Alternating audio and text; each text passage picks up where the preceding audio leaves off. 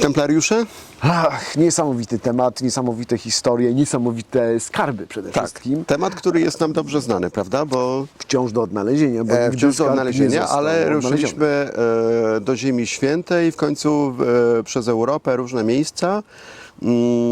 No i jesteśmy w Gisors, miejscu chyba śmiało, to niestety takie wyświetlane słowo, ale kultowe miejsce, prawda? Zdecydowanie. Taki rodzaj, nie wiem czy się ze mną zgodzisz, odnośnik Polski, nie wiem, Złoty Pociąg, Złoty Pociąg, Bursztynowa wszystko. komnata, na pewno większość tutaj się skupia historii skarbowych, dobrze nam znanych z naszego kraju, z Dolnego Śląska, ale nie tylko przecież. Zdecydowanie. A może najpierw kilka słów o tym w ogóle, skąd ten zamek, dlaczego on jest taki ważny, tak? Osada celtycka, tutaj jesteśmy w Normandii, północ Francji, na pewno ważna, bo to już wtedy było strategicznie ważne miejsce. Na styku interesów Francji tak. i Anglii. Później mamy oczywiście Normanów i tu się natychmiast zaczynają już te konflikty angielsko-francuskie. I Gisors jest takim no, rzeczywiście bardzo dobrym tego przykładem. On przechodzi z rąk do rąk. To jest niezwykle ważna forteca, która najpierw strzeże interesów angielskich właśnie w tej części Francji, którą przecież rościli sobie pretensje do tronu Francji, a później z kolei chroni ten rejon przed właśnie Anglikami.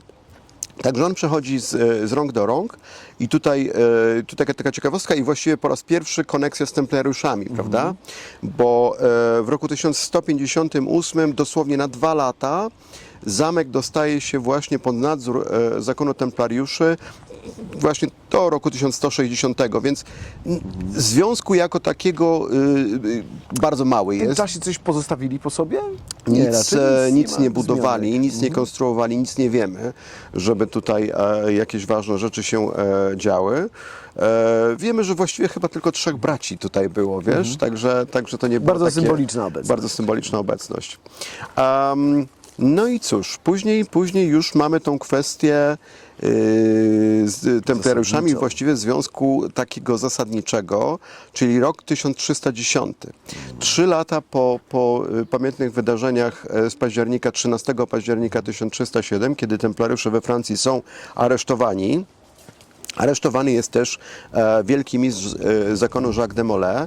Co ciekawe, w zasadzie trzeba chyba to przypomnieć, warto to przypomnieć, że on został tak naprawdę aresztowany trochę przez przypadek, ponieważ dzisiaj my sobie jakby łączymy to z Francją, prawda, templariuszy, ale siedziba templariuszy była przecież na Cyprze, tam gdzie szukaliśmy właśnie ich śladów.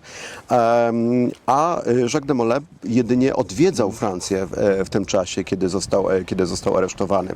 Więc on jest trzymany w różnych miejscach przez 3 lata i w końcu w roku 1310 trafia właśnie tutaj do Gisors wraz z 3 innych dostojników zakonu, no i aż do przewiezienia do Paryża w marcu 1314 i spalenie na stosie.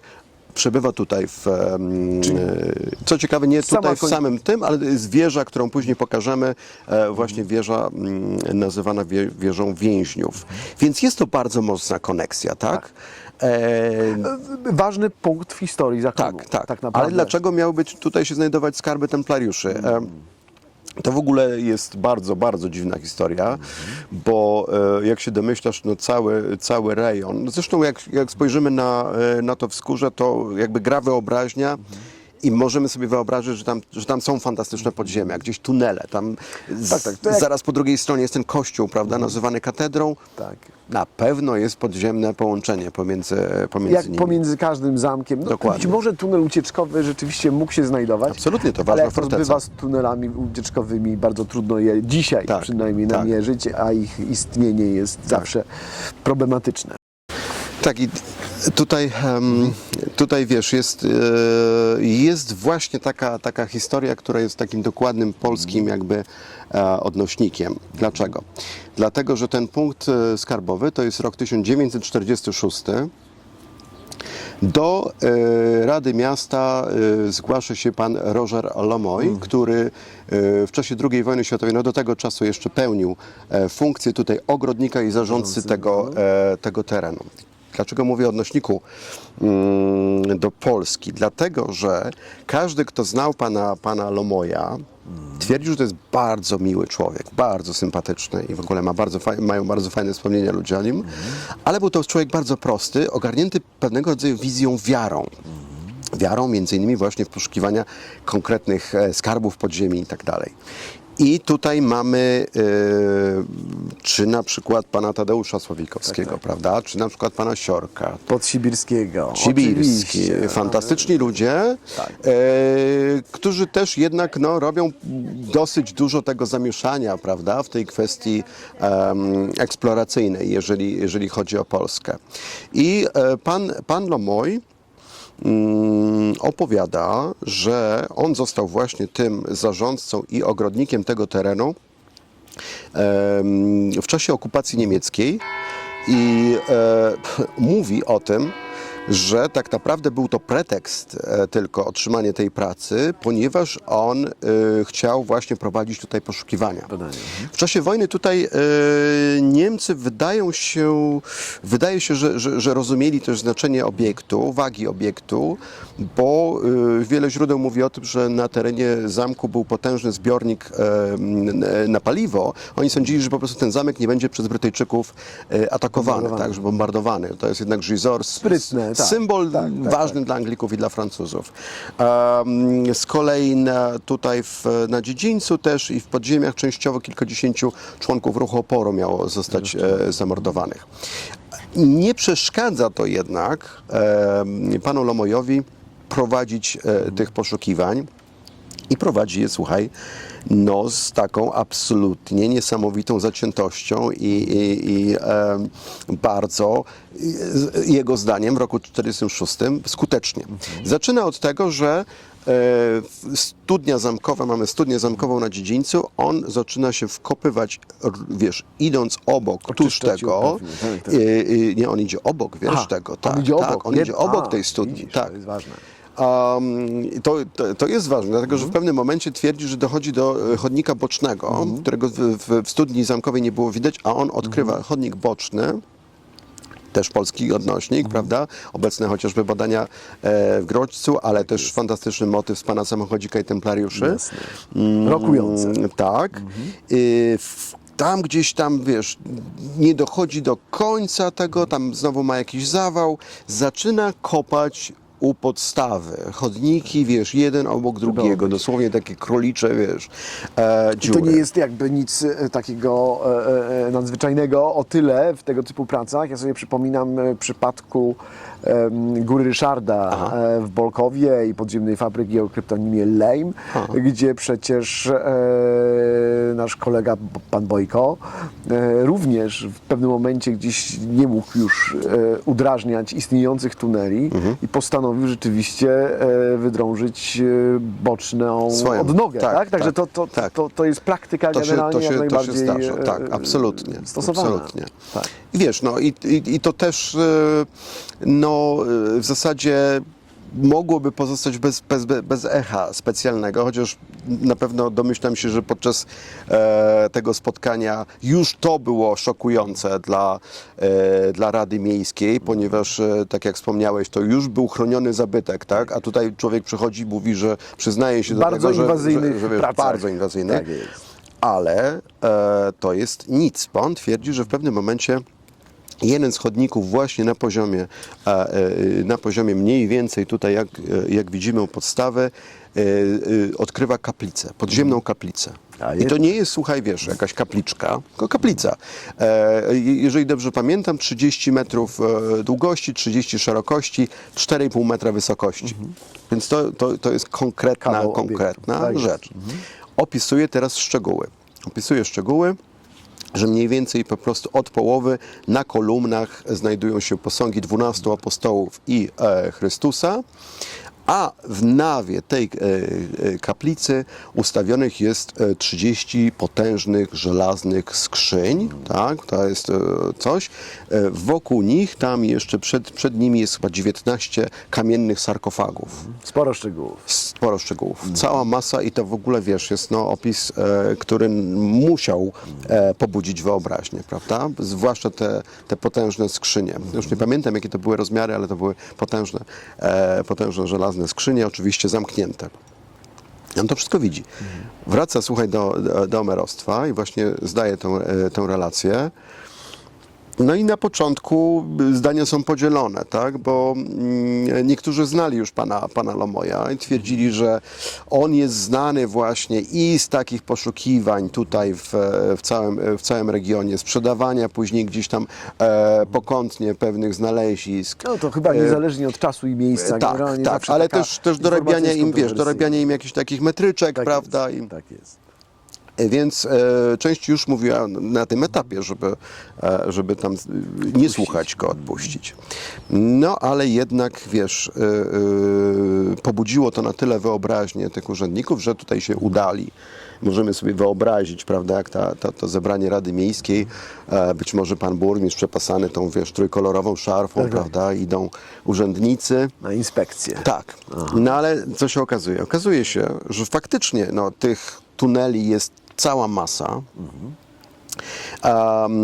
ale pan burmistrz to zaledwie, wiesz, zdołał włożyć głowę do jednego z nich, no bo pewnie pan burmistrz, nie wiem, ale mogę się domyśleć, że być może tak sobie go wyobrażam, że był takim okazałym burmistrzem. Nie miał duszy może Tak, i w poszukiwacza. każdym bądź razie, wiesz, tam zdołał tylko włożyć głowę. Ktoś tam, jeden z tych członków Rady się uparł i trochę przeszedł tym tunelem, ale generalnie on się, wiesz, zawężał i tak dalej. Tam nie było, to jest ważne. Lomoy nie stosował żadnych zabezpieczeń, żadnych szalonków. Więc nawet, wiesz, jak tak na tak zwany zdrowy rozum pomyślisz, jak głęboko można się wkopać bez takich zabezpieczeń, albo w jaki sposób można... I na jak długo bez tak, zabezpieczeń, tak? Bo to jest tak. kwestia tego, że to może wejść, a wyjść, a na drugi dzień przyjść i jest po tunelu. Dokładnie. Więc Rada stwierdziła, że to jest bajka. Jednak.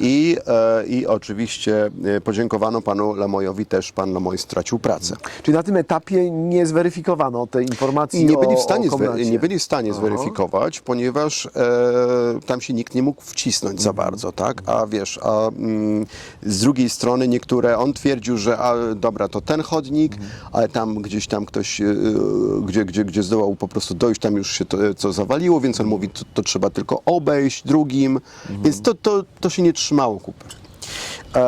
Lomoy jednak nie odpuszcza i w roku 1952 pojawia się znowu, tym razem we współpracy z kimś z innego chyba departamentu Francji. Czyli ze sponsorem. Z jakimś sponsorem, tak, którego przekonał chyba tą swoją opowieścią. Zdobywają jakby pozwolenie na prowadzenie badań. Rada Miasta jednak się tutaj zaczyna zastanawiać, w jaki sposób obejść, bo prawo zostało przyznane, ale ponieważ jest to zabytek, zażądali bardzo dużego zabezpieczenia finansowego, co właściwie położyło ten projekt, tak? I wszyscy myśleli, że wiesz, że tutaj jakby sprawa przycichła, że już wtedy mieszkańcy Gisors podzielili się na zwolenników, przeciwników, ci twierdzący, że tak, jest ta kaplica, są te potężne skarby i trzeba to jakoś znaleźć, wydobyć, i na tych, którzy twierdzili, że Lomoy to jest po prostu mitoman. I dopiero, słuchaj, bo Lomoy cały czas tam próbuje, twierdził później, że w nocy też przyjeżdżał po prostu tutaj do tych swoich chodników, jeszcze prowadzić dalej badania, ale dopiero mamy rok 1962. Tak jak w przypadku, pamiętasz słynną sprawę Święty Graal i Święta Krew w Wielkiej Brytanii, prawda, gdzie bestseller, zresztą bestseller Brytyjczyków, oparty właśnie na tej książeczce, która się ukazuje w roku 1962, Templariusze są wśród nas. I to jest, wiesz, to jest opowieść tak naprawdę, która zaczyna się od przeprowadzenia wywiadu właśnie z tym Lomoyem, Rogerem Lomoyem. Autor, Gérard de Sade, znany już wtedy człowiek, który zajmował się właśnie takimi tajemnicami, ale też od tej takiej bardziej trochę mistycznej strony. Autor, który generalnie szukał sensacji i bardzo ciekawie pisał, ale to nigdy nie były rzeczy, które można było dobrze zweryfikować. W każdym bądź razie, wiesz, trafia na tego Lomoya, na jego historię, opisuje ją. I to rozumiem, że w latach 50., tak? Jakby ten... Lomoy mu opisuje to, co się działo, wiesz, od 40 lat, kiedy on zaczął te poszukiwania. Książka się ukazuje w roku 1962. I to jest w zasadzie natychmiastowy bestseller. Taka książka, która w pewien sposób wstrząsnęła Francją. Dlaczego? Dlatego, że on opisuje nie tylko te poszukiwania Lomoya, ale ubiera to właśnie, i tu się po raz pierwszy pojawia wątek templariuszy. Z kolei takim konikiem właśnie Gérarda de Sade, autora, byli templariusze i potencjalny skarb, który ma się znajdować gdzieś ukryty we Francji. Więc Gérard de Sade łączy tę historię z odkrycia kaplicy, tych sarkofagów i tych skrzyń, twierdzi, że to jest właśnie skarb, który uniknął zajęcia, skarb templariuszy, który uniknął zajęcia przez Filipa IV Pięknego, prawda? I tutaj został ukryty na terenie Gisors. Ale to jest nie tylko to, słuchaj, bo tam się pojawia dodatkowa historia drugiego tajnego zakonu, Prieur de Sion, który równolegle z templariuszami miał powstać w Ziemi Świętej podczas wypraw krzyżowych i być taką super tajną organizacją. Templariusze mieli być takim frontem właściwie dla tych ludzi, którzy stali w ukryciu. I de Sade snuje taką opowieść, ubarwia to w ogóle takimi historiami, mówiąc o tym, że pojawił się jakiś strażnik. My tu znamy znowu odniesienie do Polski, strażnicy skarbów w Sudetach, prawda? Tutaj się pojawia strażnik świątyni, właśnie skarbów templariuszy. Skarbów templariuszy w ogóle, wiesz, i straszy go, że ma przerwać natychmiast to, nie publikować tej książki. Przejeżdżając gdzieś przez jakąś miejscowość, jego samochód jest ostrzelany. Tak. I tego typu rzeczy tutaj znajdziesz w tej książce. Także zupełnie niesamowita, fantastyczna opowieść, łącząca w ogóle właśnie taką historię z czasów wypraw krzyżowych z tym konkretnym skarbem, tak? I to jest właściwie sprawa, która tak naprawdę zmienia tutaj bieg historii, dlatego że ta książka jest tak istotna i to jest tak dużym bestsellerem, że ówczesny minister kultury, André Malraux, dobrze mówię? André Malraux, tak, tak jest. On decyduje się na podjęcie badań wykopaliskowych, na podjęcie poszukiwań. Oficjalnie twierdzi, że to są rutynowe badania, i to nie ma nic wspólnego z tym, co de Sade napisał. No właśnie, ale tam sama forma poszukiwań była niezwykła, Tak. z tego co pamiętam. No, forma poszukiwań była niezwykła, ponieważ było to zakrojone na szeroką skalę. Tutaj nawet wojsko było zaangażowane. Bo to jest też ten element wspólny niezwykle z tymi naszymi poszukiwaniami, choćby z lat 70. i 80., tak. ale też wcześniej używano właśnie w wojskach. I to dość niesamowite, bo to rzeczywiście trochę, nie była to misterna praca, tylko dość mocno inwazyjna. Tak? Bardzo mocno inwazyjna, bo przede wszystkim zaczęli, wiesz, budować już konkretny, oszalowany szyb właśnie równoległy do studni zamkowej. Nie znaleziono żadnego bocznego chodnika. Te miejsca, które wskazał z kolei Lomoy, Tak. w większości były pozawalane te chodniki. W momencie, kiedy oni zaczęli już tak konkretnie z oszalowaniem próbować, bo ewidentnie próbowali to znaleźć, tak? I zweryfikować tę historię. Tutaj nie mogło chodzić o badania archeologiczne, bo nie tak wyglądają, umówmy się, nie używa się wojska, chyba że się szuka, wiesz, pod Grunwaldem po prostu. Tutaj chodziło ewidentnie o zweryfikowanie tej historii Lomoya.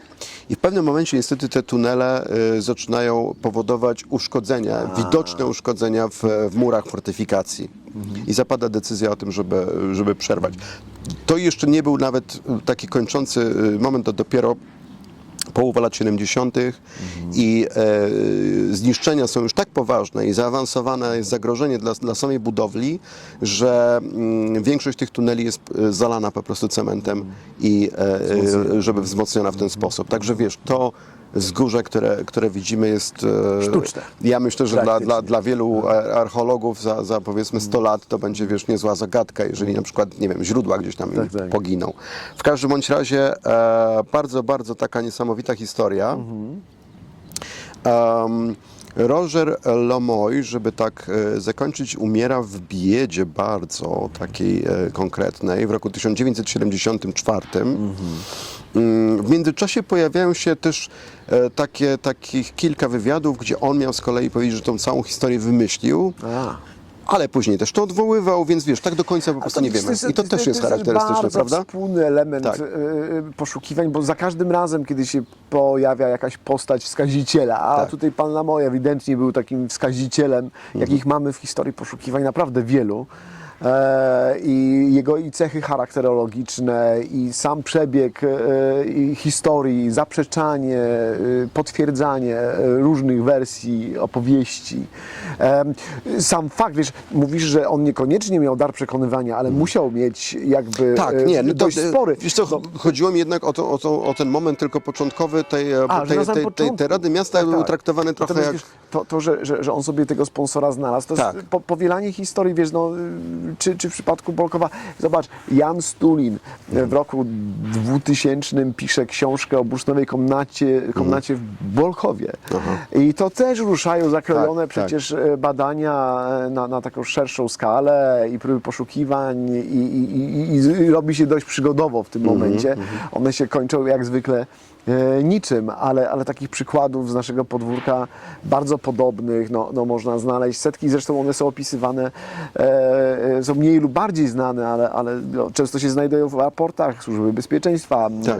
a wcześniej jeszcze UB, więc jest to wspólny mianownik. Jest. I zobacz, też tak. jest taka fajna sprawa, czy fajna dla badaczy nawet zjawisk fascynacji poszukiwaniami skarbów, tak jak wiesz, no my z jednej strony szukamy tych skarbów, ale też nas fascynują ludzie, którzy to robią, Tak, prawda? Bo to są niesamowite historie często. Bardzo często, to trzeba przyznać, to są mitomani, prawda? To są ludzie, którzy tworzą własną w ogóle rzeczywistość.